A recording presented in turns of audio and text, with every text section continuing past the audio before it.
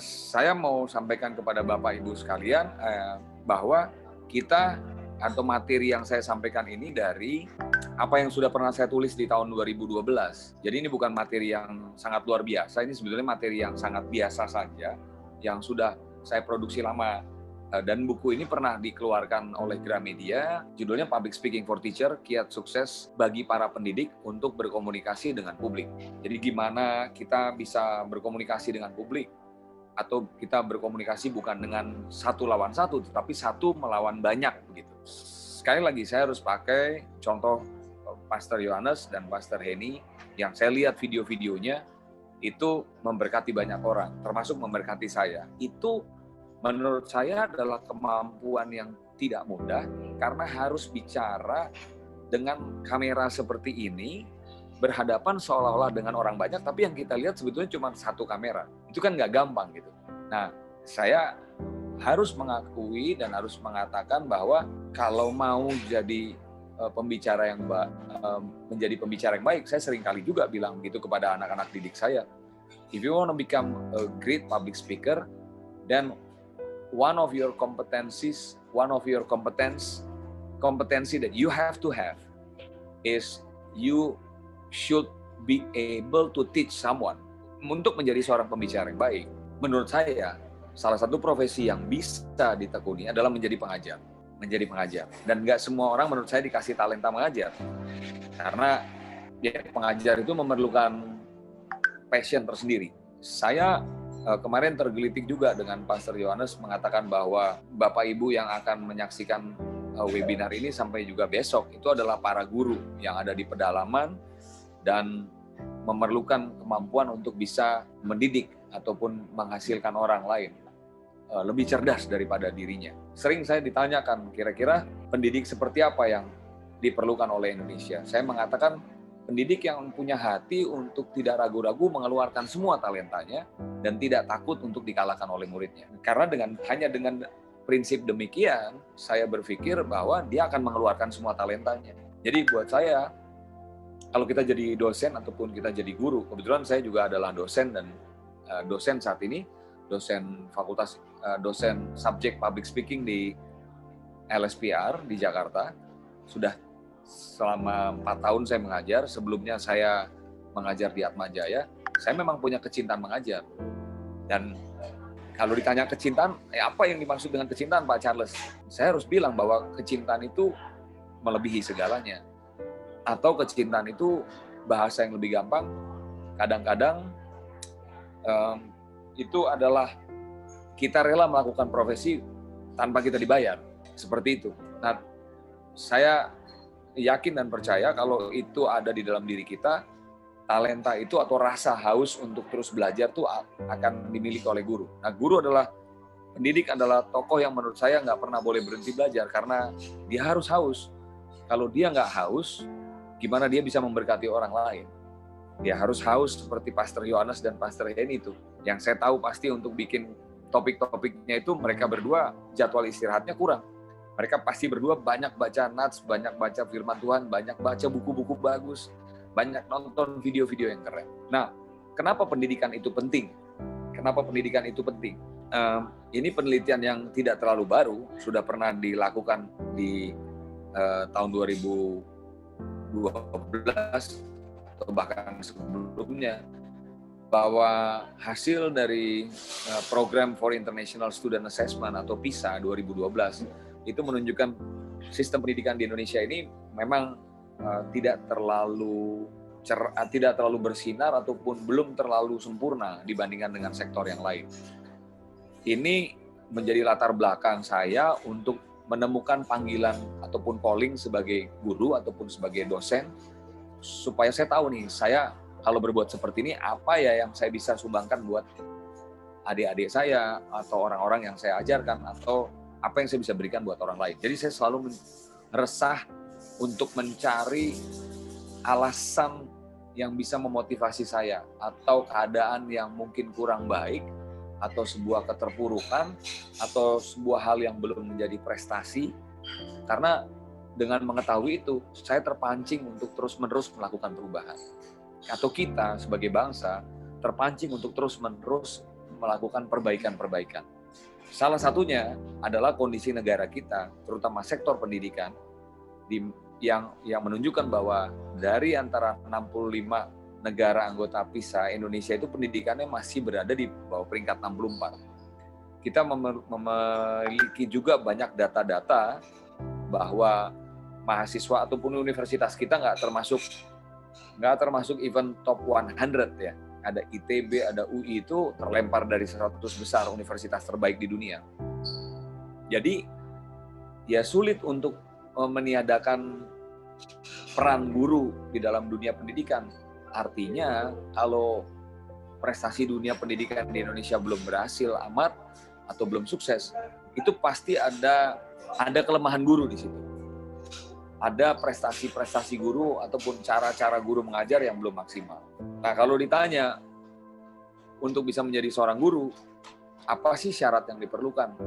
Agak sulit ya untuk mengatakan bahwa semua guru harus jadi teladan. Atau misalnya begini, kalau Bapak Ibu sekarang juga punya kemampuan untuk ngajar, membaca slide PowerPoint ini mudah-mudahan tidak salah memahami bahwa saya menuntut guru harus menjadi teladan terlebih dahulu. Enggak juga. Tapi itu akan jadi lebih baik kalau kita tuh memang menjadi teladan. Nah, tapi jangan pernah berhenti mengajar kalaupun belum jadi teladan. Tapi buat saya memang kalau kita bisa jadi role model, itu akan lebih mudah menciptakan anak didik kita. Ya, makanya saya sangat berharap bahwa orang-orang ataupun seperti Pastor Edi dan juga Pastor Yonas untuk terus menjadi teladan buat kita melalui preaching-nya, melalui firman Tuhan yang disampaikan. Biarlah itu menjadi rema buat kita. Saya selalu senang melihat ada orang yang berapi-api dan punya semangat seperti Pastor Yohanes dan juga Pastor Henny. Jadi, becoming a role model is very important to become a good teacher. Kalau Bapak Ibu misalnya masih belum memiliki pandangan ataupun perspektif, bagaimana sih jadi teladan? Ya saya rasa saya bisa mendorong kita semua untuk bisa mencari di Google, di Wikipedia, dimanapun apa itu pengertian teladan. Teladan buat saya bisa menjadi contoh, lebih produktif daripada orang lain, selalu gemar membagikan sesuatu hal yang baru, tidak pernah berhenti belajar, bersedia menolong orang lain, punya passion untuk bisa mengeluarkan apa yang ada di dalam diri kita gali, kita kasih ke orang lain. Itu definisi teladan bagi saya. Banyak mungkin orang mengatakan juga teladan adalah pahlawan, hero, tokoh, dan lain sebagainya.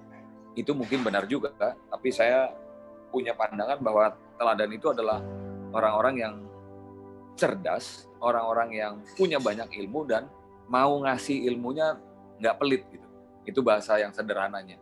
Jadi kalau Bapak Ibu masih punya sifat katakanlah hitung-hitungan sebelum kita ngajar gitu, saya rasa talenta itu nggak akan keluar. Seorang pendidik juga harus bisa menjadi motivator. Untuk bisa menjadi seorang pendidik, katakanlah sekarang juga banyak orang bertanya, saya harus sukses dulu apa saya harus bisa menjadi motivator dulu? Buat saya itu dua hal yang berbeda. Sukses itu adalah sebuah perjalanan, tapi nggak harus juga orang sukses untuk bisa memotivasi orang lain. Kemampuan memotivasi itu ada di setiap manusia kok gitu. Jadi setiap manusia pasti bisa jadi motivator buat manusia lain. Nah, kalau kita punya kemampuan memotivasi orang lain, mengencourage orang lain, encouraging competencies, saya yakin kita makin bisa berada di posisi pendidik itu lebih baik. Karena memang seorang pendidik itu harus bisa memotivasi, men-challenge, menantang, bertanya kritis, mengeluarkan potensi terbaik dari orang yang dididiknya. Itu harus bisa. Ya, itu agak sulit kalau misalnya kita nggak punya kemampuan untuk memotivasi. To motivate juga menurut saya adalah mampu menagih karya-karya berprestasi apa dari muridnya atau dari orang yang dibimbingnya yang bisa dikeluarkan. Sehingga kalau kita punya murid 10, ya tentu kita harus tanya, oke, sudah sampai di mana karya-karya Anda yang bisa ditunjukkan kepada kita atau bisa ditunjukkan kepada publik. Saya sendiri rajin untuk memberikan tugas kepada para murid-murid saya di kampus, di video pendek misalnya, di era sosial media seperti ini, untuk di-upload kemudian ke sosial media YouTube, untuk kemudian diedit lagi dalam versi pendek, diletakkan di Instagram ataupun di TikTok dan lain sebagainya. Sehingga saya terus dalam kutip ada sedikit kayak memaksa tetapi positif ya, untuk terus memberikan semangat, ayo dan ayo gitu, kepada murid-murid saya. Nah nanti mungkin bisa lihat, saya mungkin nanti akan memberikan beberapa contoh ke murid-murid saya nanti akan pergi ke YouTube setelah saya selesai ini untuk memberikan contoh ataupun fakta kepada kita semua. Apa yang saya maksud, saya berusaha keras untuk bisa menjadi role model buat para murid saya. Gitu. Jadi saya memotivasi mereka, saya yakin itu juga tidak mudah. Bahkan sebagian besar mengatakan, aduh Sir Charles, kalau mereka memanggil saya begitu, ini repot, ada tugas lagi, di kampus sudah ada banyak tugas, sekarang dari Sir Charles dapat. Saya bilang memang sakit, memang tidak mudah untuk mengikuti apa yang saya inginkan. Tapi lihatlah nanti, 3 bulan, 6 bulan dari sekarang, Anda akan puas. Nah sekarang setelah mereka melihat video-video mereka ada di YouTube yang mereka kerjakan sampai begadang sampai malam-malam, mereka memberikan testimoni kepada saya. Orang tuanya juga mengatakan terima kasih karena didikan dari Sir Charles, anak-anak saya sekarang jadi jauh lebih percaya diri dan mereka senang melakukan tugas-tugas itu. Nanti saya setelah materi PowerPoint saya ini, saya akan pergi ke sana untuk memberikan contoh. Soal pedagogik. Menjadi guru menurut saya selain ya diperlukan tadi kemampuan komunikasi, kemampuan bicara seperti yang saya lakukan. Guru menurut saya punya misi mulia yang nggak semua profesi itu bisa. Ada yang disebut dengan misi pedagogik. Pedagogik itu adalah sebuah kompetensi yang hanya bisa dilakukan kalau memang kita mau mencintai profesi sebagai dosen, pembimbing, ataupun guru. Pedagogik bukan hanya mampu memberikan soal, bukan hanya mampu menilai, tetapi juga harus mampu mengemong atau membimbing, atau memiliki perasaan sebagai seorang caregiver. Momong, among, ngemong, asa, asi, asu ini dari kata-kata peribahasa ataupun kata-kata yang sering digunakan oleh teman-teman kita yang berasal dari suku Jawa. Momong persis banget seperti melahirkan baby, mengasuhnya, membesarkannya, merawatnya. Jadi kalau orang yang nggak punya talenta untuk menyayangi anak seperti, walaupun ada anak yang mungkin bukan anak kandung kita, tapi kita perlakukan seperti anak kandung kita. Guru tuh harus menurut saya seperti itu. Guru harus bisa melihat orang lain itu walaupun bukan anak kandungnya, bukan saudara kandungnya, tapi feels like brotherhood feels-nya harus dapat. Harus merasa itu kayak orang saudara sekandung murid-muridnya. Kalau itu bisa dirasakan seperti itu, pasti lain deh ngajarnya. Senang aja gitu kalau ngajar. Nah, tadi yang disebut asah adalah mampu mengajar.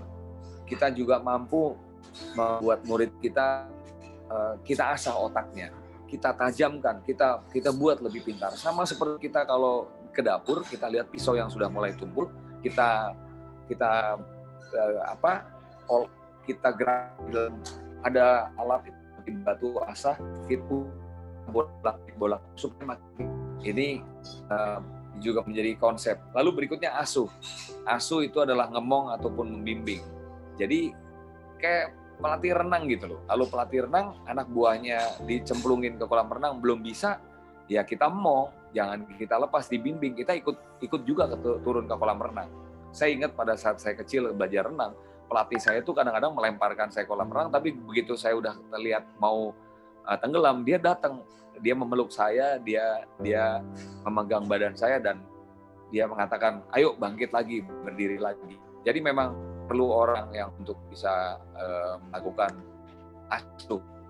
Nah, metode pengajaran yang dilakukan tentu berbeda untuk SD, TK, SD, SMP, SMA, semuanya berbeda. Tentu kepada anak-anak yang masih di level TK, SD, SMP, lebih banyak pengawasan, nurturing, dan tidak melepas. Tetapi kalau sudah makin kuliah, biasanya kita berikan kebebasan, improvisasi, dan anak-anak kita boleh tantang dengan hal-hal yang kadang-kadang di atas dari kemampuan mereka. Itu saya lakukan. Public Speaking for Teachers, apa yang saya tulis di dalam buku yang diterbitkan di tahun 2012 itu saya tulis di buku ini, pendidikan yang baik itu harus perlu yang baik.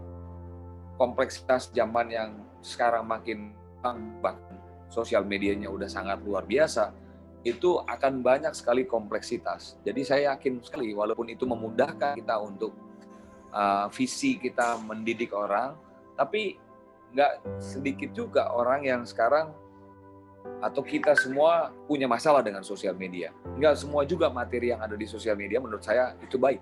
Karena yang memposting mungkin tidak semuanya punya tujuan yang baik. Nah, itulah tantangan seorang guru.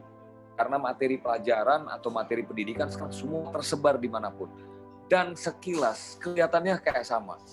Kalau kita nggak jeli ngelihat apa isi YouTube, sosial media, Instagram, sekilas beda-beda tipis. Tapi kalau kita udah tahu mana yang menjadi makanan yang baik buat diri kita, maka pasti kita akan pilih terus-menerus makanan yang baik buat rohani dan jiwani kita. Salah satu yang baik yang harus ditonton oleh Bapak Ibu semua, tontonlah 60 Minutes Worship. Karena saya juga adalah salah satu penggemarnya. Ya. Nah, itu konten-konten yang sehat. Jadi Bapak Ibu ditantang suatu saat untuk membuat konten sebagai guru. Tapi pada saat yang sama, Bapak Ibu juga harus terus terkonek dengan sumber-sumber ataupun konten-konten sosial media yang sehat. Itu harus. Jadi kompleksitasnya makin berbeda. Dulu guru nggak perlu ngajar dan nggak perlu perform lewat YouTube. Hari ini harus. Guru tuh harus seperti Pastor Yohanes dan Pastor Him. Harus punya jadwal panggung yang reguler. Kalau udah sekali 60 Minutes Worship itu setiap tanggal 20 misalnya, ya setiap tanggal 20 harus keluar, harus bikin terus yang baru. Bahkan kalau perlu, sebulan bukan hanya sekali. Bisa naik jadi 2 kali, bisa naik jadi 3 kali, bisa naik jadi 4 kali. Frequent, harus frequent dan reguler. Pendidik dituntut juga memiliki kemampuan komunikasi yang baik. Jadi memang harus bagus. Ini adalah salah satu contoh-contoh visualisasi di mana kiat seperti ini, walaupun Bapak Ibu tidak menghadap banyak orang, harus dilakukan. Saya sering kadang-kadang mengajar hanya dengan 1-2 orang. Saya sering kadang-kadang mengajar di ruangan hampa. Kenapa? Karena untuk membiasakan saya seperti petinju yang terus berlatih. Kita kalau punya kemampuan jadi guru, nggak kita pakai, itu sama seperti kalau kita bertinju, nggak kita latih tinju kita. Pastor Yohanes sering mengatakan bahwa saya juga dulu adalah orang yang gagal. Saya dulu waktu preaching nggak bisa langsung sukses. Saya pernah waktu preaching di panggung saya lupa. Saya waktu preaching pernah gagal menyampaikan. Saya pernah nangis di atas panggung. Nah, hal-hal kayak gini itu membuktikan ke kita bahwa blank, nggak bisa ngomong, stuck. Kita nggak tahu harus ngomong apa lagi. Itu karena kita nggak pernah latihan. Jadi ngomong itu harus dilatih. Ngomong itu harus sering dilatih. Dan berkhotbah itu adalah salah satu latihan berbicara ataupun kemampuan yang ataupun latihan ataupun good training yang harus dilakukan. Preaching, give sermon itu hal-hal yang terus-menerus harus kita lakukan supaya diri kita itu nggak kaku. Karena kalau mau jadi komunikator kita kan nggak boleh kaku, kita harus fleksibel, kita harus ramah, kita harus bisa menjelaskan kepada orang dengan easy going, dengan santai, kontennya tetap serius tapi cara nyampeinnya tuh santai gitu. Nah, anak-anak muda zaman hari gini, itu di millennials, itu nggak mau diajarin lagi dengan cara yang terlalu serius. Kontennya boleh serius, delivery-nya harus santai. The content must be serious, but the presenting approach should be easy and fun. Should be easy and informal. That's the approach system or methods that all millennials and zillennials and all young generation would like to hear from you as a teacher. Itu yang saya bisa sampaikan berdasarkan pengalaman saya melakukan riset kepada semua murid-murid yang saya bimbing. Ini adalah poin-poin penting di dalam buku ini yang pernah saya pernah tulis. Yang pertama saya meyakini bahwa if you want to become a teacher, then you have to have a dream to create a leader, to create a champion. Kalau Bapak Ibu adalah seorang guru, Bapak Ibu harus punya passion di dalam diri Bapak Ibu untuk cetak student, untuk cetak siswa yang Bapak Ibu didik harus bisa jadi juara. Gitu. Nggak ngerti gimana caranya, pokoknya punya passion dulu. Aku ngedidik anak-anak murid di dalam kelasku nih ada 20 orang. Aku pengen Tuhan 1 atau 2 atau 3 atau bahkan semuanya dia harus juara. Nah itu saya waktu itu punya kepikiran kayak gitu, nggak tahu ya dari mana, tapi suara itu terus ada di kepala saya. Pokoknya harus bisa cetak juara, harus bisa cetak juara, harus bisa cetak juara. Karena seneng aja gitu loh, kalau bisa jadi pendidik terus anak buahnya atau anak didiknya ada yang bisa jadi juara tuh itu bensin, itu kayak api, itu kayak power yang menyala-nyala yang nggak bisa saya gambarin deh gitu. Jadi keep the fire burning in your heart and in your soul, so you are able to teach other people non-stop gitu kan. Kita kan kalau ngajar kan perlu energi, kita perlu 24 jam, kayak 24 jam tuh bersemangat. Nah bensinnya dapat dari mana sih? Bensinnya tuh dapat karena kesenangan kita ngelihat, ih keren ya murid kita ada yang juara, ih keren ya murid kita ada yang jago gitu. Itu kesenangan itu ada di dalam diri saya, dan itu menurut saya itu yang menjadi bensin saya untuk terus menyala-nyala untuk mengajar. Prinsip di dalam dunia jasa yang nomor 2 harus diperhatikan, yaitu bidang jasa kita ini, bidang usaha atau bidang pekerjaan yang kita jalankan ini adalah jasa, service. Jadi kalau kita mau memberikan yang terbaik di bidang jasa itu, kita harus mau melayani orang. Jadi agak sulit untuk menjadi guru kalau nggak punya jiwa melayani atau serving heart, serving attitude. Susah. Yang ketiga yang harus kita bahas atau ada dibahas di dalam buku ini adalah tentang kepribadian manusia. Ternyata manusia memiliki banyak kepribadian dan nggak sama. Kita melihat pendekatan yang paling mudah, ada pendekatan DISC, approach, atau dominance, influence, steadiness, and consciousness. Kalau itu nanti bisa Bapak Ibu pelajari sendiri di berbagai literasi di internet, ada banyak pendekatan untuk bisa melihat kepribadian manusia. Salah satunya adalah DISC test. Mungkin nanti di halaman berikutnya kita lihat. Yang keempat, kemampuan komunikasi. Komunikasi juga cukup banyak. Kita mulai sederhanakan dari proses komunikasi apa yang disebut dengan 3 pilar, yaitu yang pertama adalah sender, lalu message, lalu receiver. Jadi ada 3, seperti misalnya ilustrasi sendok ini saya gunakan, atau garpu. Dari sini ada yang disebut dengan sender. Ini mungkin sendok adalah receiver atau message-nya. Nah, di sini adalah receiver. Hanya 3 pihak itu aja yang terjadi dalam komunikasi. Bapak Ibu juga bisa sampaikan, bisa lihat itu nanti dalam berbagai aplikasi ilmu komunikasi, sender, message, receiver. Hanya 3 itu. Nah, guru harus mengerti posisinya di mana. Tentu guru berada pada posisi sender of the message. Lalu pesannya apa? Lalu ini student yang menerima. Jadi sebetulnya ya sebatas itu saja, tiga ekosistem itu yang terjadi dalam kelas dan suasana pembelajaran. Seperti sekarang saya menjadi sender of the message. Message-nya adalah materi PowerPoint yang sekarang kita lihat di komputer saya. Dan recipientnya atau receiver-nya adalah Bapak Ibu sekalian. Pastor Henny, Pastor Yohanes, Ibu Lestari, dan ada Hoshi di Jakarta. Confidence, kepercayaan diri, public speaking, apa yang saya sampaikan sekarang, itu bisa dilihat juga di Pastor Yohanes. Kemampuan bicaranya sangat memukau dan banyak orang lain kagum, termasuk saya. Mendengarkan dan mempelajari, ini yang mungkin agak sulit, karena kalau kita sambil nonton 2 hal bersamaan, pasti kemampuan pendengaran kita akan kurang, karena kita ada suara lain yang mengganggu kita. Maka kita harus fokus untuk bisa mendengarkan dan berikutnya mempelajari. Etika profesional sebagai seorang guru itu juga harus dihargai, walaupun kita boleh katakanlah guru itu sebagai orang yang dalam tanda kutip sejak dulu tidak pernah bisa dilawan, tidak pernah bisa istilahnya dulu banyak peribahasa yang mengatakan guru itu adalah orang yang paling benar, adalah orang terhormat yang nggak boleh nasihatnya kita lawan. Tapi hari ini seorang guru juga harus mulai bersikap profesional, karena udah banyak sekali kasus-kasus terjadi bahwa guru melakukan abuse of power di dalam kelas, mendidik orang lain tapi dengan cara perlakuan kasar kepada fisik, dan setelah itu ketika dituntut profesionalitasnya di situ, guru-guru yang sekedar marah tersebut tidak bisa mempertanggungjawabkan etika profesionalnya. Nah, saya pikir udah harus dirubah cara guru untuk mendidik masyarakat, nggak bisa lagi dengan hanya sekedar kasar ataupun keras, tapi harus ada alasan yang tepat dan kuat kenapa melakukan semacam hukuman fisik misalnya. Dan sekarang sudah hampir nggak bisa melakukan hukuman fisik karena anak-anak kita sudah jauh lebih pintar. Begitu dihukum, besoknya udah sampai ke Instagram, besoknya udah ngadu ke publik dan sosial media.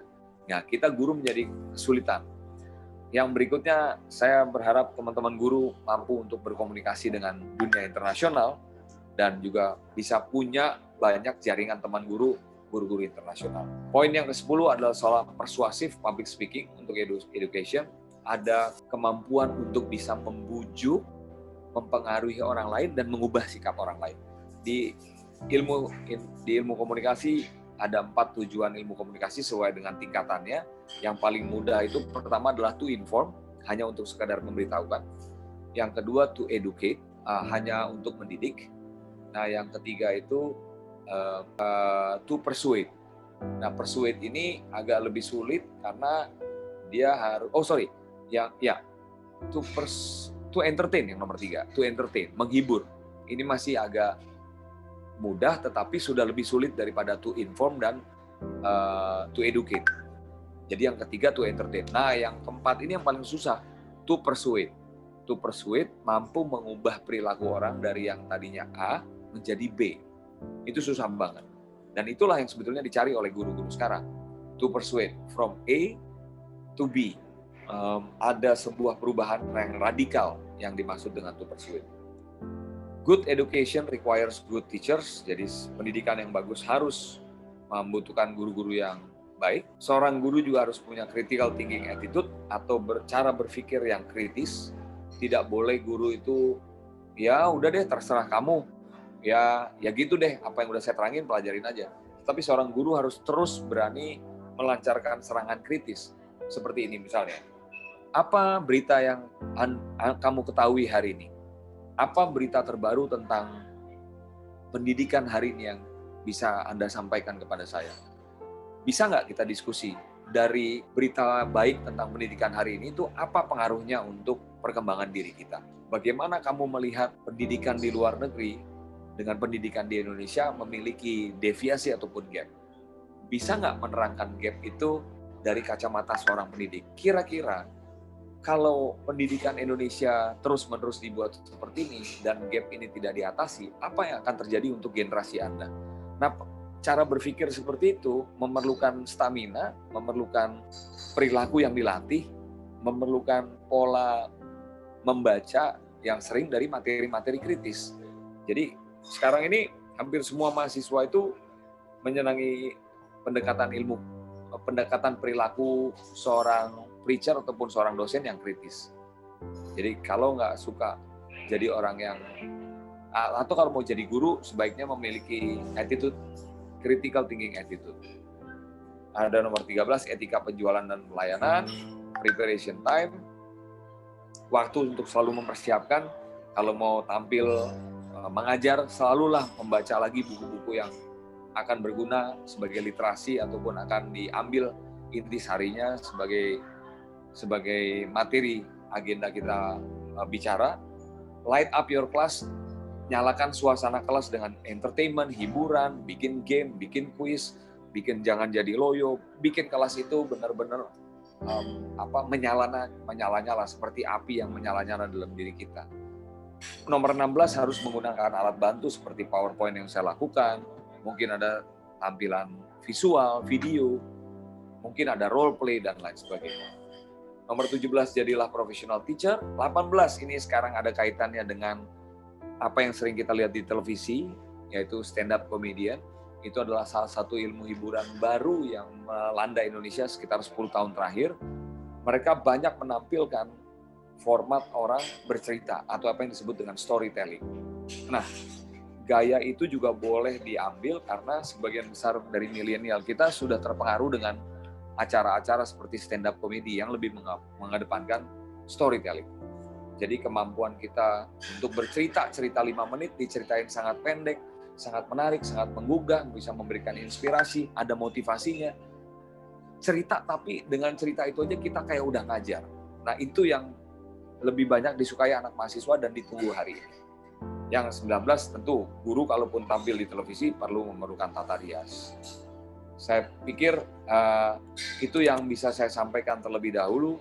saya akan coba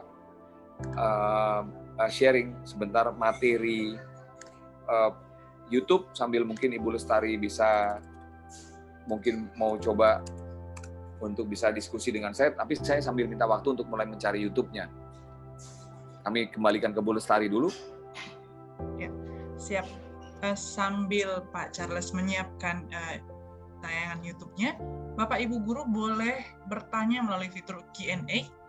Jadi silakan bertanya dari sekarang, bisa diketik pertanyaannya. Jadi nanti akan dijawab oleh Pak Charles. Ya, sambil saya mungkin sudah ketemu Ibu Lestari, apakah bisa melihat atau bisa mendengar saya? Bisa, Pak. Ya, ini adalah salah satu contoh bagaimana saya dalam tanda kutip memaksa secara positif mahasiswa saya untuk mengerjakan soalnya. Saya sampaikan ke Bu Lestari, kepada Pastor Yohanes, saya adalah dosen di LSPR, mengajar mata kuliah public speaking seminggu sekali setiap hari Senin. Mahasiswa saya di setiap semester itu umumnya ada berjumlah 100. Nah, 100 itu saya dalam tanda kutip bukan paksa, tetapi motivasi supaya mereka mau terus bikin konten. Nah, konten itu jadi tugas di dalam kelas itu ada 4 kali coursework. Coursework 1, coursework 2, coursework 3, coursework 4. Saya mengajar satu semester 14 kali pertemuan, 7 kali pertemuan sebelum mites, 7 kali pertemuan sesudah mites. Nah, contoh yang lain yang saya bikin nanti akan ada saya tunjukkan Instagram. Di Instagram kelas mereka juga saya minta untuk mengerjakan materi tayangan video. Nah, ini saya sebentar akan memperlihatkan ke kita semua contoh tugas yang saya berikan kepada mereka. Bisa lihat, Pastor Yohanes mungkin bisa lihat. Nah, ini adalah mahasiswa-mahasiswa yang saya bimbing. Kita mulai dari coursework. Jadi mereka dari awal saja sudah saya minta untuk mengerjakan coursework. Kalau disebut coursework 3, ini artinya tugas ketiga. Tugas 1-2-nya udah pernah. Dan itu nggak mudah karena memerlukan perencanaan. Jadi mereka bisa membuat seperti ini coursework karena ada perintahnya, ada briefnya, ada papernya, ada instruksinya. Dan instruksinya itu saya buat secara terencana, sudah jauh sebelum saya mengajar. Nah, ini coursework. Kalau kita lihat coursework, rata-rata ini masih ada kesalahan, mereka belum pakai makeup, bahkan saya dorong mereka udah harus pakai makeup. Nah, kita lihat ya, contoh yang paling gampang, Gabriela misalnya. Ini Gabriela videonya masih nggak bagus. Nah, topik yang saya pilih itu terkait dengan passion diri saya. Saya punya passion mengupas tentang Sustainable Development Goals, dan topiknya tentang Sustainable Development Goals nomor 3, yaitu Public Health. Ini kita lihat sekarang, sengaja Gabriela ini belum saya berikan brief yang utuh, dia masih memberikan banyak kesalahan yang saya bisa sampaikan. Di sini lebih kepada technical approach-nya, layarnya gelap dan lain sebagainya. Dan cara berbicaranya, mereka juga harus membuat naskah, itu masih salah. Tapi kalau kita lihat penampilan berikutnya dari Gabriela, kita lihat nanti Gabriela ada di atas di sini di mites, dia sudah jauh lebih bagus. Saya harus cari sebentar. Judulnya mites Gabriela sudah lebih oke. Tapi kalaupun belum ketemu, nanti kita cari lagi atau, nah ini dia ketemu. Mungkin sekarang Bu Lestari bisa lihat. Sudah lihat? Nah, Gabriela yang sekarang ini udah lebih bagus. Itu yang saya maksud tadi. Ini videonya Gabriela. Sudah menggunakan teks. Sebentar ya. Kalau suaranya apakah terdengar? Nah, kalau begini apakah terdengar? Terdengar, Pak. Ya. Nah, coba kita bayangkan. Dari penampilannya yang tadi sama sekarang, udah jauh berubah kan Bu Lestari? Ya, Gabriela yang tadi itu udah sengaja. Jadi gini, kadang-kadang kita jadi guru, kita juga harus membuat student kita atau anak didik kita itu nggak apa-apa salah dulu aja. Setelah salah kita kasih tahu, kita kritik, ini salah, yang benar seperti ini. Jadi saya juga memberikan contoh kepada mereka video luar negeri. Ada contoh yang bagus yang mereka harus kerjakan. Bahkan kadang-kadang saya juga memberikan contoh dari teman mereka sendiri yang videonya bagus. Akhirnya mereka terinspirasi. Itu yang saya maksud, seorang guru harus bisa jadi motivator. Gitu. Nah, kalau kita lihat Gabriela yang sekarang, ini udah lebih bagus Bu Lestari dibanding yang tadi. Dia tadi pakai background-nya gelap kan, dan dia nggak make up. Sekarang udah pakai grafis. Jadi kalau kita lihat tadi judulnya apa, itu sebentar. Yang tadi itu judulnya adalah coursework. Nah, sementara ini mid test. Jadi antara coursework 1, 2, 3, 4 itu tugas 1, 2, 3, 4, baru setelah itu mid test. Jadi kita perlu sebagai seorang guru untuk memberikan sejumlah tugas kepada anak didik kita secara periodik, mulai dari yang tingkat kesulitannya rendah sampai agak tinggi. Nah, setelah kita memberikan itu secara periodik, kita berhenti dan kita menilai dulu. Menilai, memberikan penilaian, memberikan masukan, saran, dan kritik. Itu yang juga harus dimiliki oleh seorang guru. Bagaimana guru mau jadi guru yang hebat kalau dia nggak bisa gini? Kenapa tadi disebutkan guru itu harus kritis? Karena guru itu salah satu kompetensi yang harus dimiliki adalah dia mampu mengkritik anak buahnya. Gitu. Jadi Pastor Yohanes sama Ibu Lestari mungkin bisa lihat, sekali lagi ini adalah hasil dari mahasiswa yang saya bimbing setelah mengalami dalam tanda kutip evaluasi dari saya. Jadi setiap ngajar itu dilakukan,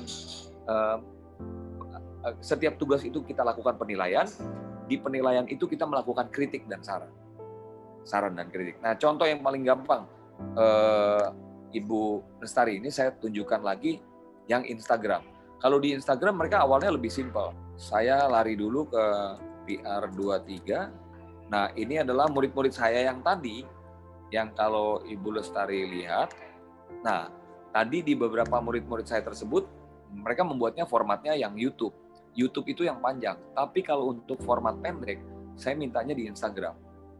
Ini semua mahasiswa saya. Jadi kalau tadi ada coursework 1, 2, 3, 4, salah satunya membuat seperti ini. Ini membuat coursework semuanya. Saya berikan tugas. Ini adalah salah satu contoh yang mungkin saya bisa play ya. Coba saya play dulu, kita dengar.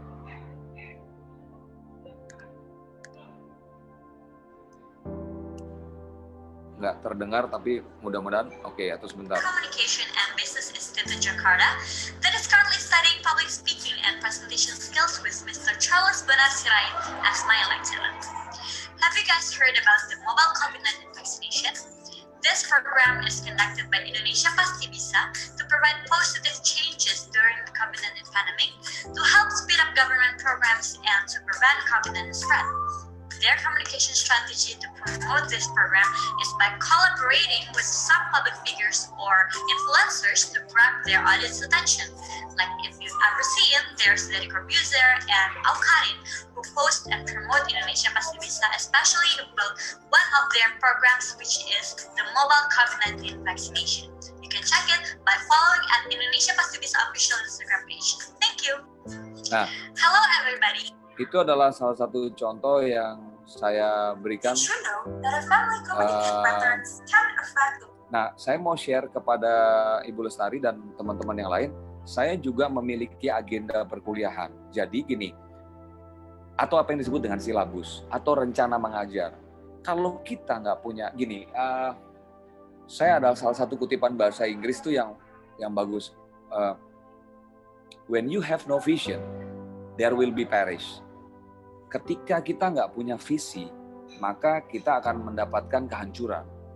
Kalau seorang guru nggak memiliki kompas dan nggak memiliki agenda mau dibawa kemana murid-muridnya ini, ya kelasnya bisa hancur. Nah, salah satu agendanya saya coba tunjukin ke ibu bapak sekalian. Saya memiliki contoh agenda yang saya mau share.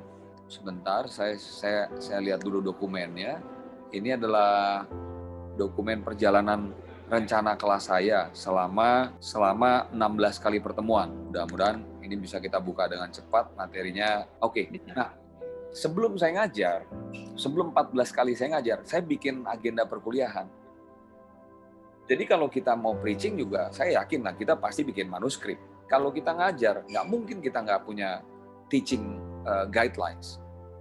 Nah, seperti ini saya sebelum saya ngajar, sekarang saya udah di kelas, saya udah menyelesaikan mites, berarti saya ada di kelas sekitar 10 kali pertemuan, tinggal 4 kali lagi pertemuan. Saya bikin daftar isi agenda kuliahnya apa, saya bikin jadwal. Jadi saya jelasin ini di kelas pertama. Saya mau pergi kemana, bagaimana mitesnya, bagaimana silabus kelas public speaking, fokus utamanya apa. Saya bikinin semua. Ada tanggal-tanggalnya, targetnya Senin saya mau memberikan pelajaran apa, target mereka misalnya ini tanggal-tanggal penting di mana saya meminta mereka ekspektasi saya kumpulin coursework setiap tanggal sekian. Ini udah ada deadline saya buat semua. Ini topik-topiknya, ini fokus utama saya. Saya juga menjelaskan apa target yang mereka harus kejar, bagaimana tahapan mereka belajar di dalam kelas saya. Ada kelompok, ada kerja individu, mereka harus belajar membuat penelitian akademik, jenis-jenis jurnal apa yang mereka harus kerjakan semuanya ada very detail. Jadi mereka harus membuat naskah bicara mereka berdasarkan naskah penelitian. Nggak bisa cuma langsung ngomong, tapi mereka bikin naskah penelitian dulu. Naskah penelitiannya tentang Sustainable Development Goals, tentang agenda public health. Menggunakan pengantarnya seperti apa, syarat naskahnya seperti apa, literasi, bahan-bahan yang mereka harus pelajari dari link-link internet saya udah siapkan. Dan ini saya siapkan udah lama. Jadi setiap nanti saya memulai semester yang baru, tinggal saya ulang lagi. Ada kadang-kadang informasi yang saya delete, ada yang saya tambah, ada yang saya berikan yang baru. Saya bikin semua penjelasannya tentang ini, dan ini banyak. Dan nggak semua kadang-kadang saya berikan kepada mereka. Ini seperti saya menyusun naskah, saya berikan kepada mereka. Anda harus mulai dulu dengan opening, body, summary, sama closing. Jadi ya susah kalau seorang guru nggak mau punya alat bantu. Kalau kita cuma menggantungkan pada ngomong, agak repot ya. Agak repot. Kita harus punya kompas gitu. Kita harus punya arah. Kita harus punya semacam Bible untuk kita dorong apa sih gitu. Kan ya, kalau kita belajar dari apa yang disampaikan oleh Pastor Henny dan Pastor Yohanes, Bible is our syllabus of life. Gitu. Silabus kehidupannya udah ada di situ semua. Ya, saya rasa kita coba berhenti dulu karena udah saya lihat ada yang raise hand. Jadi nanti kalau diterangin itu panjang banget, itu ada sampai 100 halaman. Nah, silakan ini ya, gimana saya kembalikan ke Bu Lestari. Ya, siap Pak. Selanjutnya sesinya sudah selesai ya Pak ya? Tidak ada lagi materinya. Ini sudah ada pertanyaan dari teman-teman. Atambua ya? Ya, dari Atambua. Atambua ini di Timur Leste. Ya, pertanyaannya bagaimana caranya memberi semangat pada anak yang malas belajar? Salah satu cara yang paling gampang untuk mendidik anak ini untuk nggak malas lagi belajar, memang kadang-kadang, tapi ini budaya ya. Akhirnya budaya bangsa kita ngejar hadiah. Memang guru itu juga harus bisa jadi dalam tanda kutip penghibur atau entertainer. Kalau saya selalu memberikan hadiah, sistem reward. Saya nggak ada punish and reward, saya namanya teaching and reward. Jadi kalau ada yang berprestasi, saya kasih reward, saya kasih hadiah. Tapi kalau ada yang malas, saya ajari lagi. Saya nggak pernah pakai kata punishment atau hukuman. Itu mudah-mudahan Ibu Ira dari Atambua ini bisa bermanfaat jawaban saya. Caranya memberikan semangat satu kali lagi adalah memberikan visual, contoh visual. Nih loh, kalau nanti kalau kamu malas belajar terus, nanti kamu ke depannya bisa jadi orang kayak gini. Ini loh, kalau kamu nanti pinter, kamu nanti ke depan bisa jadi orang kayak begini. Kamu mau jadi orang pinter atau mau jadi orang yang bodoh atau mau jadi yang malas? Dengan visualisasi kita menunjukkan kepada mereka perbandingan antara the good and bad. Itu adalah salah satu cara yang baik. Nah, berikutnya adalah Ibu Dioris dan Derlina dari Nia Selatan. Bagaimana menghadapi anak yang kurang perhatian dan dukungan dari orang tua, bahkan lingkungannya, sehingga membuat anak tersebut malas sekolah dan kurang berjuang dalam menempuh pendidikannya. Salah satu pendekatan yang saya selalu lakukan dan agak mudah untuk kita terapkan pada objek yang sedang kita hadapi. Objek ini kan lawan bicara kita ini adalah manusia. Manusia mau dia dari kecil, menengah sampai dengan dewasa pun punya satu ciri khas. Manusia itu adalah makhluk hidup yang paling tinggi tingkatannya karena dia sangat mungkin untuk belajar dari pengalamannya. Beda dengan benda mati, beda dengan hewan, beda dengan yang lainnya. Manusia itu ada karunia dari Tuhan untuk bisa melakukan proses evaluasi dan mencerna. Cara yang paling baik menurut saya untuk mengajak manusia pindah dari satu tempat yang mungkin masih kurang baik, yang dia yakini itu sebagai sebuah kebenaran, padahal sebetulnya itu tidak bagus buat kehidupannya, untuk bergerak kepada tempat yang lain, yang baru, adalah dengan memberikan semacam warning dalam tanda kutip bahwa dia akan kehilangan kesempatan untuk melakukan prestasi, mencetak sejarah, tahu musim yang baik dan musim yang kering, dan memanfaatkan momentum untuk bisa mencapai kehidupan yang lebih baik dengan belajar. Itu saya sudah buktikan berkali-kali waktu mengajarkan anak dengan pola seperti itu, jauh lebih mudah. Menerangkan kepada mereka, this is your best momentum. Ini adalah golden era, ini adalah waktu emas Anda. Kalau Anda nggak gunakan, gitu Bu Lestari. Itu salah satu cara yang paling mudah untuk membuat manusia itu kadang-kadang harus kita benturkan juga gitu kepalanya. Nih loh, sadar nggak bahwa ada benturkan dalam tanda kutip, benturkan pikirannya, bukan benturkan kepala secara fisik. Nih loh, Anda lihat nggak sih di depan Anda tuh ada kesempatan loh, kalau Anda jadi orang pintar, maka Anda bisa jadi pemimpin, Anda bisa memberkati manusia yang lainnya, Anda bisa menolong sesama Anda. Itu dengan begitu, kadang-kadang kalau saya terangin dengan cara belajar aja, dia males. Tapi ketika saya tanya, sebagai manusia, Anda mau nggak nolong manusia lain? Ternyata dia mau. Hampir kita tanya pada 10 orang, Anda suka nggak menolong orang lain? 10 orang tuh jawab, iya. Tapi kalau ditanya 10 orang ini, Anda suka nggak belajar? Enggak. 8 orang bilang enggak gitu loh. Tapi ketika saya makin meyakinkan mereka, bagaimana mungkin Anda bisa nolong orang lain kalau Anda sendiri nggak lebih pintar? Akhirnya mereka sadar, gue nggak bisa nolong orang lain kalau gue tuh nggak pintar.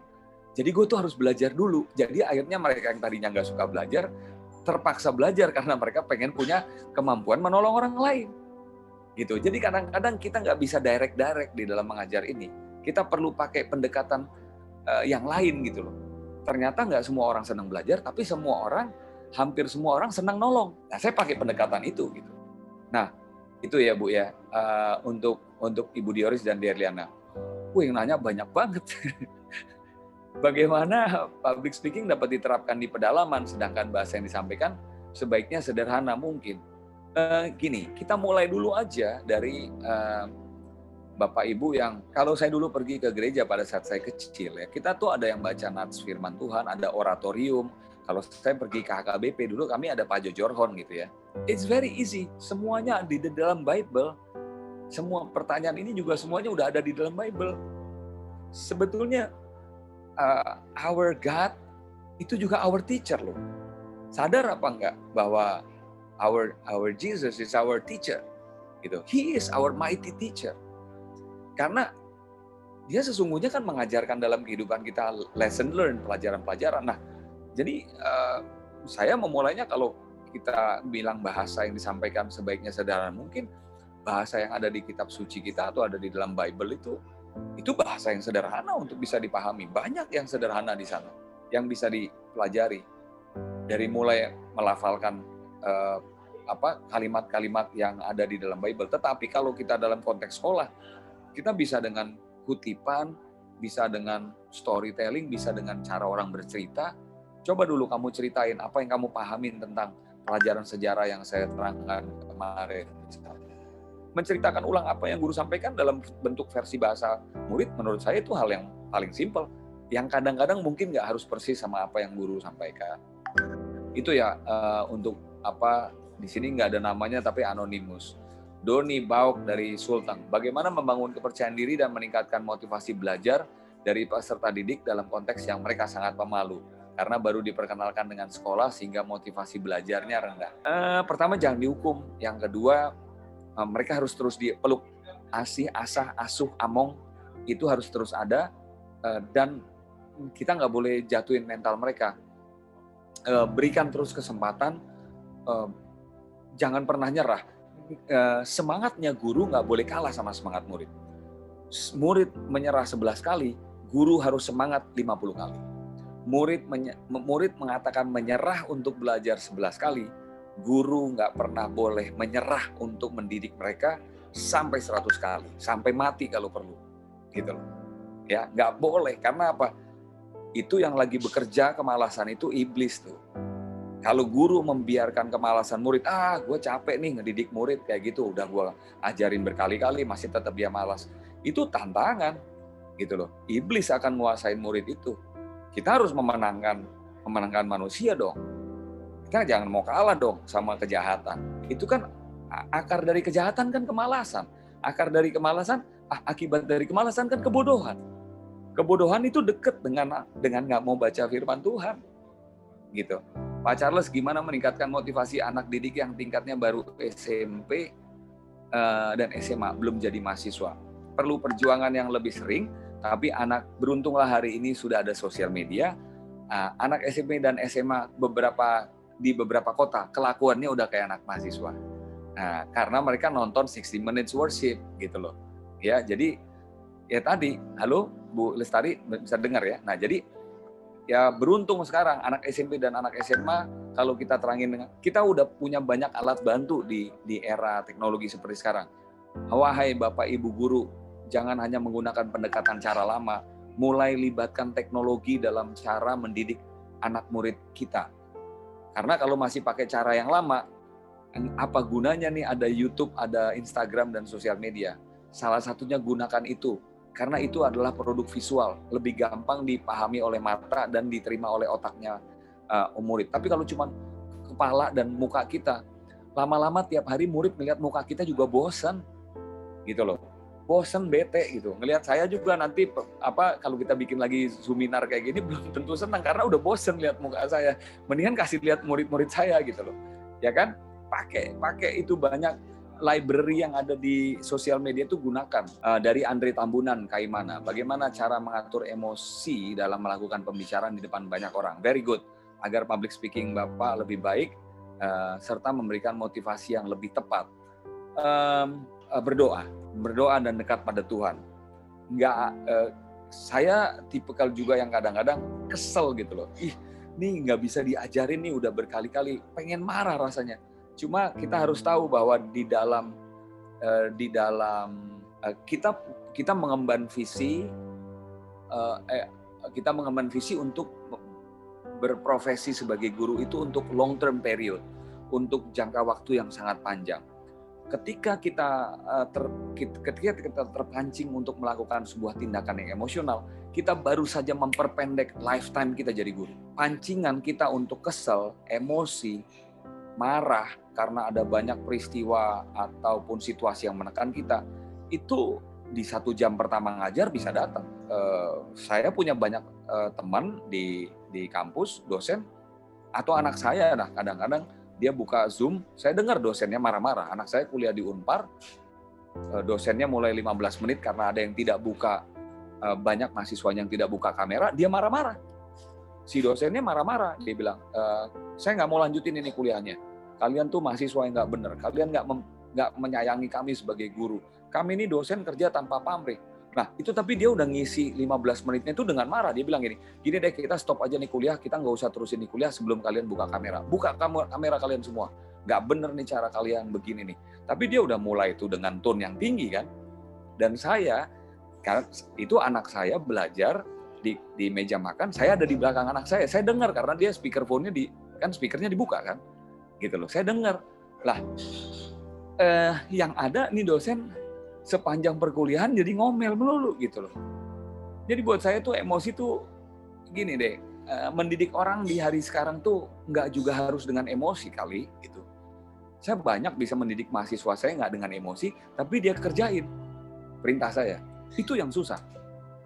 Saya cuma bilang begini ya, kalian mau tetap kuliah dengan kondisi videonya off juga nggak apa-apa deh gitu loh. Tapi ya saya mulai sekarang mau coba mulai memperhatikan mahasiswa saya yang keren dan cantik dan ganteng aja. Tapi gimana caranya saya memperhatikan ya kalau videonya dimatiin? Setelah saya bikin gitu baru pada dinyalain semua. Kadang-kadang kita nggak harus gitu loh marah terus, karena apa? Itu juga memberikan bad mood buat kita gitu. Jadi saya kadang-kadang ngomong dengan perumpamaan seperti itu untuk membuat saya sendiri semangat dan nggak marah. Saya ngingetin sendiri ke saya, nggak boleh marah, nggak boleh marah, nggak boleh marah, gitu loh. Karena begitu kita marah, mahasiswa kita kabur, student kita kabur. Ini kalau mau dijawab semua sampai tahun depan nih, seru-seru semua. Bagaimana membangun kepercayaan diri untuk motivasi anak-anak untuk berani tampil depan umum. Saya juga memberikan kepercayaan diri kepada mahasiswa saya. Kan tadi Bapak Ibu sudah lihat, saya memberikan tugas mereka mulai dari coursework, video banyak banget. Kasih mereka tugas sebanyak-banyaknya untuk tampil. Perform. Gitu loh. Jangan berhenti, kasih mereka kesempatan untuk tampil. Jangan kasih kesempatan sekarang tampil, habis itu Bapak Ibu yang terus tak pengen tampil. Udah kita udah cukup tampil sekali aja. Kita kasih kesempatan panggung buat anak-anak didik kita. Di penampilan yang ini kurang bagus. Kenapa sih? Coba lihat deh nih, ada video orang lain yang lebih bagus. Kalau menurut aku sih sebetulnya kamu bisa loh. Cuman kayaknya belum keluar. Talenta kamu tuh ada. Coba lihat deh. Nih, lihat video orang ini. Bagus nggak? Menurut saya sih bagus. Bagusnya di sini. Nih ya, kalau menurut saya, kamu tinggal dipoles dikit, dirubah dikit ininya, kamu pasti bisa jadi bagus. Percaya saya, minggu depan kamu maju lagi, bikin lebih bagus, saya akan kasih nilai kamu bagus kalau kamu bisa bagusnya seperti anak yang satu itu. Itu ya, itu cara saya. Dan terbukti itu kalau Bapak Ibu pergi aja tadi ke YouTube yang saya ketik, PR23, ya lihat aja semua. Mereka ngomong, mereka nyebutin nama saya, mereka percaya diri. Dari Nia Selatan, mudah-mudahan tadi membantu ya. Dari Mentawai, Nia Selatan, Suardin Yanti. Pak, bagaimana menghadapi anak yang sudah terpengaruh dengan game online, padahal masih SMP, dan membuat jadi malas sekolah. Ketika diingatkan malah mengancam, tidak mau sekolah lagi.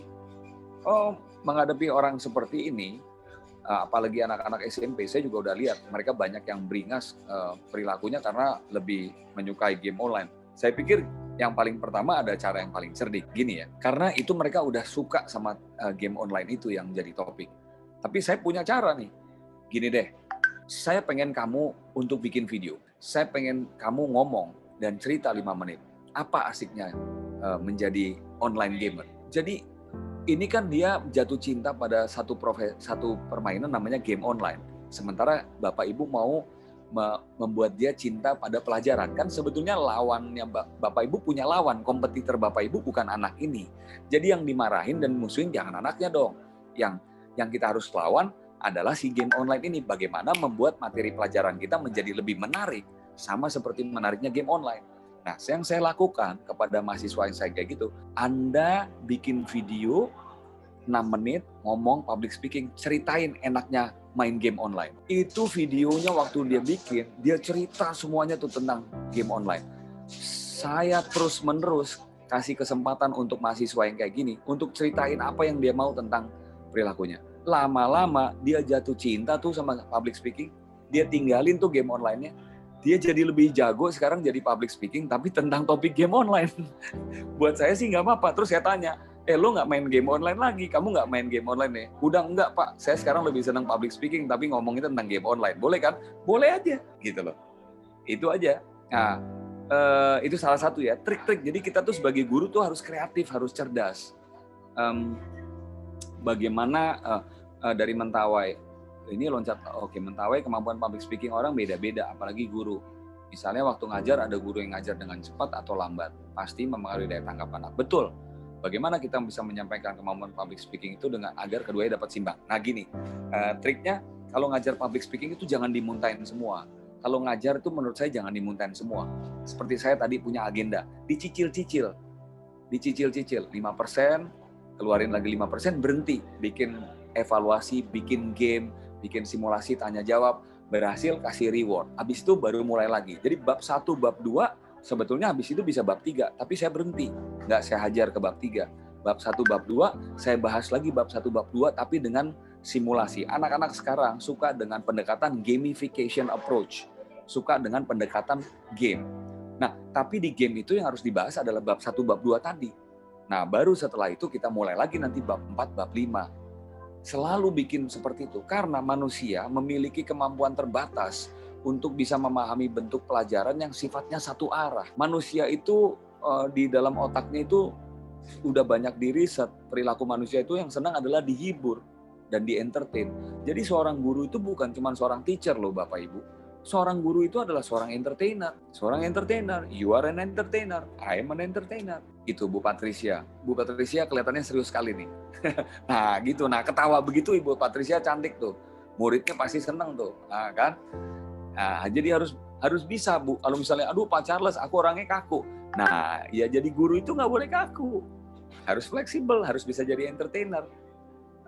Harus bisa melawak, harus bisa bikin orang ketawa. Gitu loh. Ya kan? Bagaimana menghadapi keterbelakangan mental, mungkin saya jawab di lain kesempatan karena literasi saya tentu terbatas tentang hal ini. Kita perlu tanya juga sama yang lebih expert. Kunci komunikasi terbaik dengan orang tua siswa itu seperti apa? Seperti teman. Nggak boleh menghakimi. Menempatkan diri kita tidak dengan, kalau kita udah dokter, kita jangan pakai kacamata dokternya, kita jadi orang yang seperti yang orang yang kita hadapi. Kalau dia cuman pendidikan lebih rendah, ya kita berlaku seperti dia. Put yourself in other people's shoes. Tempatkanlah dirimu pada sepatunya orang lain. Pakailah kacamata orang lain untuk melihat materi pelajaran yang kau terangkan. Walaupun kita lebih pintar dari murid kita, jadilah kita seperti murid kita, kayak lagi nerangin ke temennya, bukan kayak lagi dari orang pintar nerangin ke orang bodoh. Nggak ada pentingnya juga kita dianggap pintar oleh murid kita. Ya udah pasti mereka belajar sama kita karena kita lebih pintar. Tapi nggak ada gunanya juga kita bodoh-bodohin mereka selama 2 jam, karena mereka makin nggak masuk dengan cara itu. Tapi menerangkan kepada mereka seperti teman mereka menerangkan, itu yang kita perlu ambil. Karena coba deh Bapak Ibu lihat deh, kenapa hampir semua murid di Indonesia ketika mentok itu nggak berani nanya sama gurunya. Nanyanya sama temennya yang lebih pintar. Karena dia nyaman diterangin sama gaya temennya yang nerangin. Jadi kita harus bisa jadi guru yang kayak temen anak-anak kita yang belum terlalu pintar. Coba lihat ketika kami dulu di SD, begitu ada satu guru yang killer gitu ya, masuk ke kelas dan kita semua nggak ngerti. Kita begitu habis pelajarannya, kita nyari nyari teman kita yang agak pintar tapi baik. Terangin ulang dong yang dimaksud guru yang tadi itu apa. Jadi ada guru loh di dalam kelas, ada guru di dalam guru. Nah, guru di dalam guru ini adalah anak-anak pintar yang mau berbagi hati menerangkan kepada teman-temannya yang kurang bisa mengerti gitu. Jadi pakailah bahasa dari kacamata mereka, bukan dari kacamata kita. Kadang kan kita juga sering nih ngumpul sama guru-guru apa dosen-dosen yang lain. Kita pakai cara kita di situ ngomong sama mahasiswa, ya nggak ngerti lah mereka, nggak dapet. Di pedalaman ada anak yang tergolong pintar, tapi orang tuanya tidak mendukung karena seringkali anak sering tidak ke sekolah. Bagaimana sikap kita sebagai guru menghargainya? Ya ini yang nggak mudah untuk saya jawab. Tapi menurut saya, kalau saya akan ngomong sama dua-duanya. Saya akan ngomong sama orang tua dan ngomong sama anaknya. Nggak mungkin saya cuma ngomong sama salah satunya. Tapi apa yang harus kita omongin, ya mungkin kalau ada kesempatan lagi, mungkin kita akan ngobrol lagi ya. Tapi kalau menurut saya dari prinsip saya sebagai orang komunikasi, yang punya masalah pasti dua-duanya. Anaknya punya masalah, orang tuanya punya masalah. Lah ngomong satu-satu nggak akan kelar. Kenapa nggak kita mulai ngomong dan kita ajak mereka ngomong pada level yang sama. Level berpikir yang sama, level komunikasi yang bersama, pada platform yang sama. Dengan bahasa yang sederhana. Dan biarkan mereka ngomong. Kalau belum, biarin mereka diam-diaman, nggak apa-apa. Itu adalah cara. Gini, nggak semua orang harus bisa menjawab masalah itu dengan ngomong. Mempertemukan orang di dalam forum yang sama, tapi mereka pun nggak ngomong. Itu udah sebagian dari solusi. Saya ulangin. Mempertemukan dua pihak yang tidak nyambung di dalam rumah, antara orang tua dengan anak, bertemu di depan meja guru, sambil diam-diaman, itu menurut saya itu juga salah satu cara pembuka. Saya pernah digituin dan saya pernah begitu juga. Anak saya hakimi, bukan saya hakimi, kita bawa ke sekolah karena dia pernah punya masalah. Dia masih belum mau ngomong, saya sama gurunya nggak maksa. Dan kami terus melakukan itu sampai 3 kali, baru yang kelima dia ngomong. Kami sabar nunggunya. That's the approach. Nggak harus selalu dengan ngomong. dia akan mulai terbuka dan pasti akan ada waktunya. Mereka juga punya luka hati, beban hati yang mereka harus sembuhkan. Itu yang saya bisa sementara ini jawab. Bagaimana mencari anak didik yang sudah tidak sesuai dengan tingkatan studinya? Contohnya siswa SMP seharusnya duduk di bangku SMA atau perkuliahan. Ya, betul. Ini juga saya alami dengan putra saya yang nomor 2, mengikuti kelas katekisasi yang terlambat.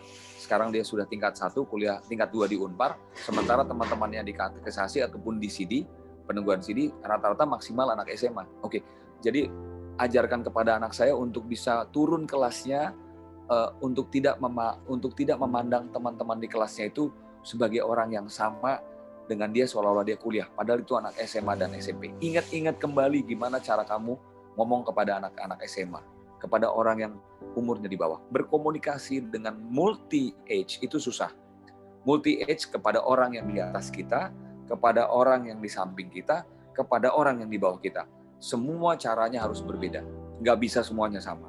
Itu yang saya lakukan. Bagaimana menghadapi salah satu kesulitan kami ngajar di pedalaman adalah faktor bahasa. Mostly anak-anak pedalaman tidak mengerti bahasa Indonesia. Hal ini cukup menyulitkan kami dengan transfer knowledge. Ada saran dari Bang Charles untuk hal ini.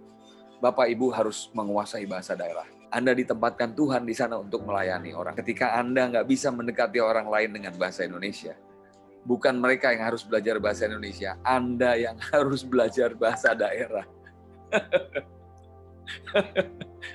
Ya, jangan putus asa. Saya juga begitu. Saya juga harus masuk merangkul saudara-saudara saya. Saya sekarang punya program untuk saudara-saudara saya di Riau dan Pekanbaru. Saya nggak biasa dengan bahasa Melayu. Saya harus mulai belajar berpantun. Oke? Nggak bisa kita jawab semua, tapi mindset ini kalau Bapak Ibu mau tahu bagaimana cara pendekatan saya, kalau kita mau menang terhadap orang lain, kita ngalah dong. Yang pertama, kita nggak bisa pasang semua harga standar kita yang tinggi. Kita harus mau rangkul orang lain untuk naik ke level kita.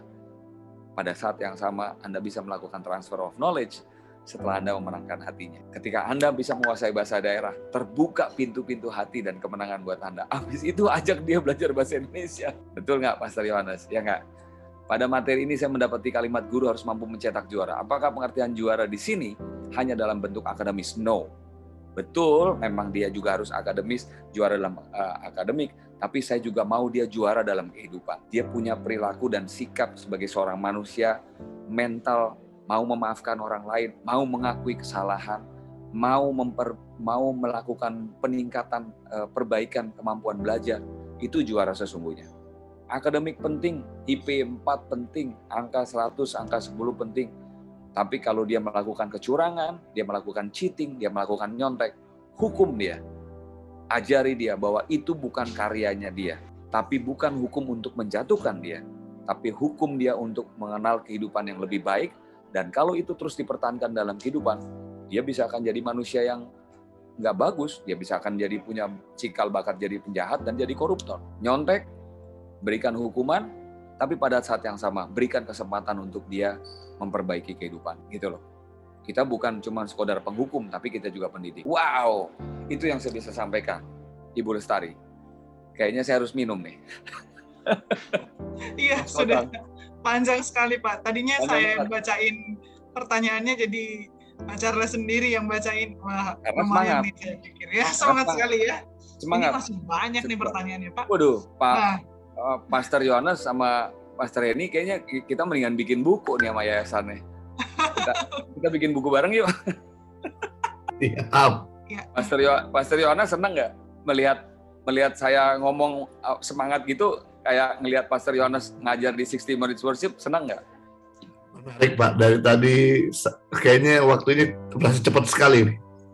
Ya itu yang saya nggak bisa bilang apa-apa lagi. Bapak Ibu kalau mau jadi pengajar yang baik, kalau yang saya kasih tahu tadi itu kayaknya masih banyak kalimat yang nggak sederhana. Gini deh, to make it simple, you watch 60 Minutes Worship, watch Pastor Yohanes Christianus, how he teach us, how Pastor Henny teach us. That's what I mean, motivate someone, motivate people. Kayak gitu, ngomong tuh kadang-kadang nggak perlu gitu loh. Perlu teriak juga untuk sesuatu yang gue gemes nih gitu loh. Kayak gini nih yang gue maksud gitu, nggak marah tapi gemes gitu. Itu lihat deh beberapa kali raut mukanya Pastor Yohanes. Itu kan ada kayak gemes-gemesnya gitu kan. Aku seneng banget nonton kalau dia lagi preaching tuh, yang dia lagi kayak marah gitu tuh aku seneng. Lihat Pastor Henny lagi teriak-teriak tuh aku juga seneng. Nah, guru tuh perlu kayak gitu. Kayaknya kalau sebelum berangkat ini mereka harus minum vitamin, kita kirimin vitamin aja deh Pastor Yohanes, vitamin, susu, ya kan, roti. Kayaknya nih gizinya harus kita perbaikin juga Pastor Yohanes, bukan cuma ilmunya. Jangan-jangan kalau pagi kurang makan nih. Itu sih, itu aku bilang gitu. Dan kita harus punya guru favorit. Kita harus punya idola, kita harus punya role model gitu loh. Kenapa aku senang selalu lihat videonya Pastor Yohanes sama Pastor Henny? Karena itu buat aku tuh bensin gitu. Buat aku tuh gimana ya? Aku perlu api juga kan. Kan aku kalau lihat video YouTube orang nangis, lama-lama aku nangis terus dong.